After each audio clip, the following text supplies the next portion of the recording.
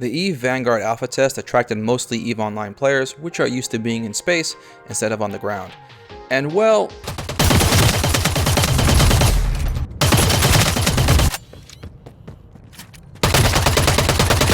it showed. But this isn't a video of me bullying EVE Online players. The video is to answer the question you're all here really to find out. Is it any good? Well, let's talk about it.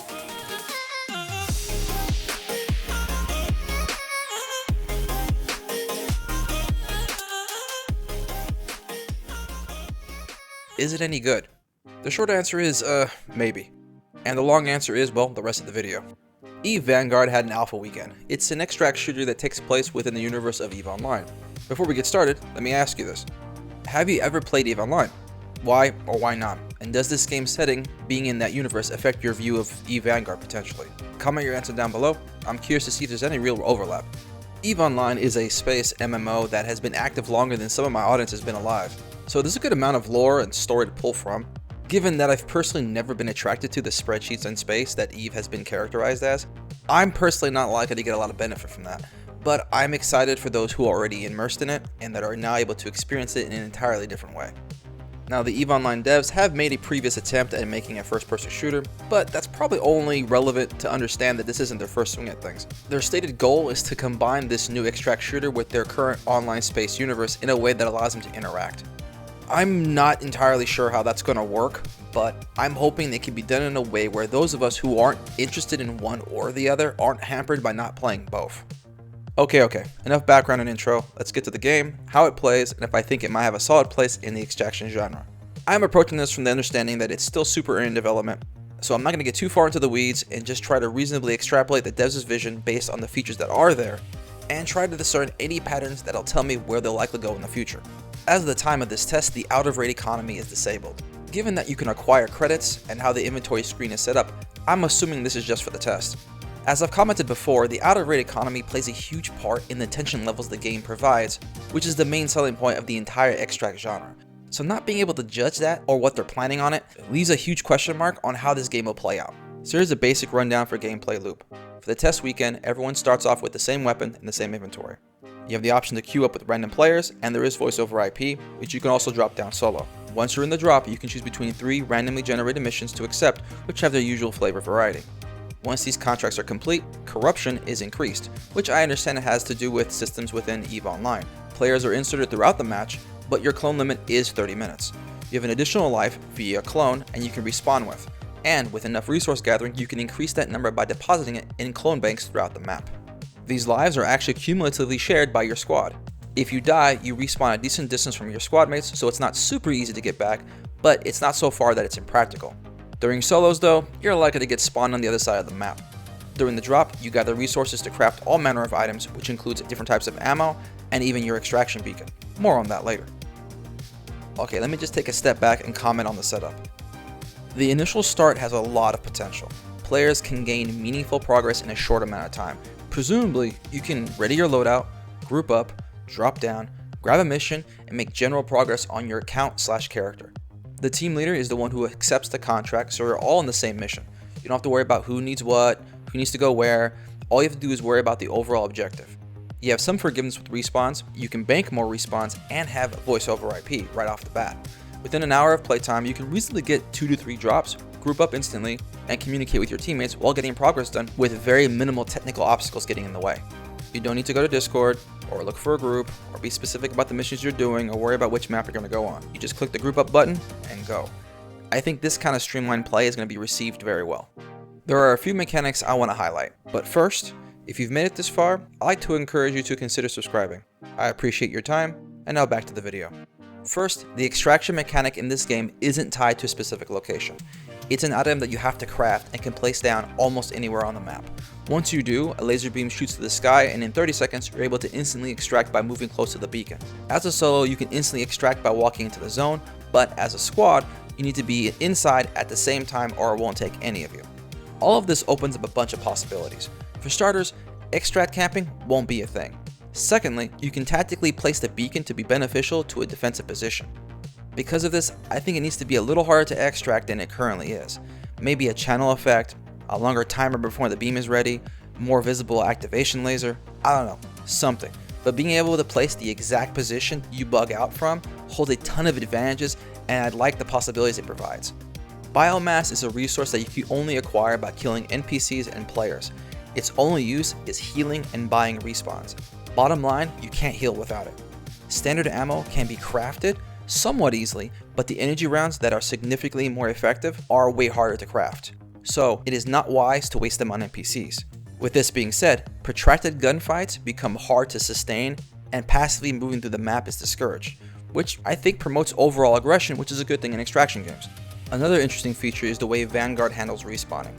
It's pretty rare in extraction shooters. Vanguard tackles this in a unique way by starting you off with one respawn right off the bat and gives you the ability to acquire more. In general, I really think rezzing has a place in the extract genre, but only if it's done right. I have a lot of questions on how this will be handled outside the test, once the inventory and the out-of-rate economy gets implemented. Right now, you spawn with an AR, a few mags, a small amount of biomass. But would you need additional inventory for each spawn? Do you have the base starting loadout you started with per every respawn? There's a lot of what ifs that can impact how good this feature really is for the game. This game also has deployables. As of right now, there's only 2 of them, the extract beacon and the dome shield. When it's a squad on squad fight, the dome shield is a game changer. There's a lot of ways deployables could be used, and I'm excited to see that Vanguard is at least exploring the possibilities. The gameplay itself also has some interesting design choices. For starters, the map doesn't have a lot of visual variety. It's a crash site of a ship and the immediate surroundings, so it really doesn't need to have a lot of variety, to be honest. It's not particularly big either though, but it is a very well constructed, rendered, and definitely conveys the environment it's trying to convey. The roaring fires, the leaking hazardous material, the scarred ground, the scattered bodies, the desolate alien landscape allows you to really immerse yourself in it. There is a lot of tactical variety with regards to engagement types as well. Open fields, closed-in wreckage, environmental hazards, etc.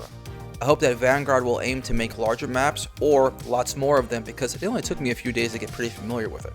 The health it uses is a very familiar formula, as a basic regen shield with no regenning HP bar below that. Right now, healing has no animation. It slows your movement while it's happening, but it happens relatively fast. So surviving engagements, if you can get to cover, is pretty easy to do so long as you have the biomass. But time to kill, while not super unforgiving, can be very fast with the right ammo and good aim. You can reliably kill 2 players with 1 mag with standard ammo. Skillfully utilizing cover and landing good shots is very quickly rewarded, which makes having gunfights very fun and satisfying. The weapon we had for the test had an interesting feature. The ADS highlights enemies within a sizable portion of the screen. I really like this design choice, and I hope this is a general feature and not limited to a specific weapon or optic. Since the color palette of this game is very muddied, without this feature it would be extremely easy to ambush and sneak up on players, while also incentivizing much slower and ratty behavior. This feature doesn't make ambushes impossible, but it does make it significantly more difficult. Given the game's high sci-fi setting, there's really no reason you couldn't make this happen. With that in mind, you also have a mini-map that you can quickly reference, friendly player indicators, and pings. Again, all things that are perfectly in line with the setting of the game. On that note, there are times where the UI was clearly built for an MMO spaceship, cluttered and monotone. There are different ways it can be streamlined and clarified. I don't need my mission progress or any of this stuff on the screen at all times. While I see it being useful for newer players, I hope this is just for the sake of the test, or at least I'd like to see an option to customize it and trim it down. The inventory system for the backpack is also unclear. It seems that some crafting material takes up space, and some doesn't. Again, it's a test, with the econ not really being on display, so the only real thing I can critique is its lack of clarity. The PvE is bare bones right now. They're basically bots that look like players in the standard and elite variety, and some turrets here and there. I can easily see that expanding in the future though. I can nitpick the AI as not being dynamic enough in its movement, but again, it's really early. What I do like is that if I flagrantly engage a group, they will kill me or at least get me very low. They will do well by taking cover and shooting from it, but right now the main motivation for being efficient when dealing with PvE is that the only real noise on the map is gunfire, so it's going to attract players that might get the drop on you. So that point of criticism is mostly aimed at the sound pollution the map lacks. There could be more variety that raises the tension when exploring the map. Another unique feature is the credit banking stations. You can use these stations to bank your credits without having to evac. Conceptually, I think a system that lets you secure loot while still remaining on the raid can be a good thing. However, the way it's currently done in Vanguard could use some work. There is zero indication to anyone else that the station is currently in use, so you could sneak out all of your credits without any real risk.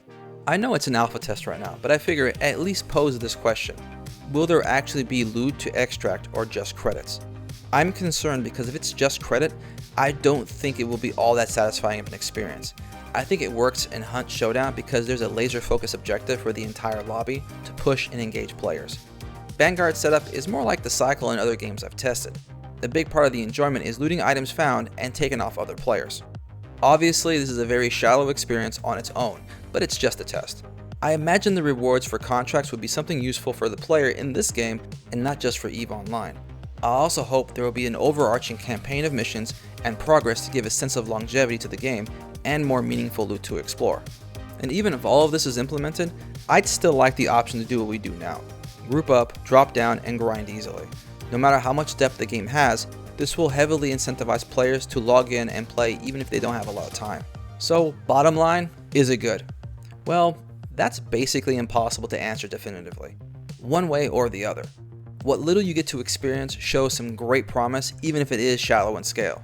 But what's concerning is what's not showing. The economy, the looting, the loadout system, etc. These are pretty significant things and they could easily make or break the game depending on how they're implemented.